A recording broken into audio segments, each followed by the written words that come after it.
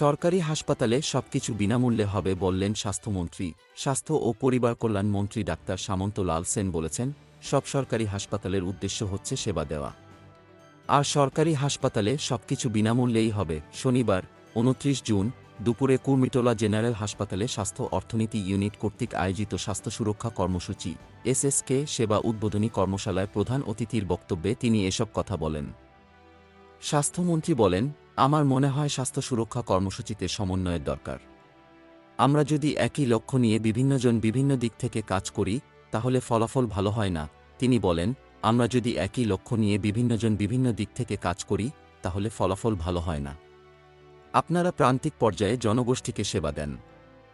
এক্ষেত্রে আপনারা যদি জেলা উপজেলা পর্যায়ের হাসপাতালের সঙ্গে সমন্বয় করে কার কী লাগবে এটার ভিত্তিতে কাজ করেন, সেটা অধিকতর ফলপ্রসূ হবে। অনুষ্ঠানে সভাপতির বক্তব্যে স্বাস্থ্যসেবা বিভাগের সচিব মো.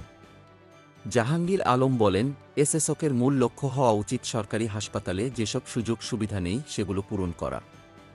এক্ষেত্রে আগামী অর্থ বছর থেকে আলাপ আলোচনা করে আয়ুষ্মান ভারতের আদলে এ কর্মসূচিকে এগিয়ে নেওয়া হবে। এদিন স্বাস্থ্যমন্ত্রী স্বাস্থ্য সুরক্ষা কর্মসূচি উদ্বোধনসহ সর্বমোট ৮টি উপজেলায় এসএসকে সেবা ভার্চুয়ালি উদ্বোধন করেন। স্বাস্থ্য সুরক্ষা কর্মসূচির আওতায় দরিদ্র পরিবার বিনামূল্যে ১১০টি রোগের চিকিৎসাসহ সামাজিক বীমার আওতায় আর্থিক সুবিধা পাবে। কর্মশালায় বিশেষ অতিথি হিসেবে উপস্থিত ছিলেন স্বাস্থ্য ও পরিবার কল্যাণ মন্ত্রণালয়ের প্রতিমন্ত্রী ড. Rokeya Sultana. Golam Mustafa, desk report, BE news, Dhaka.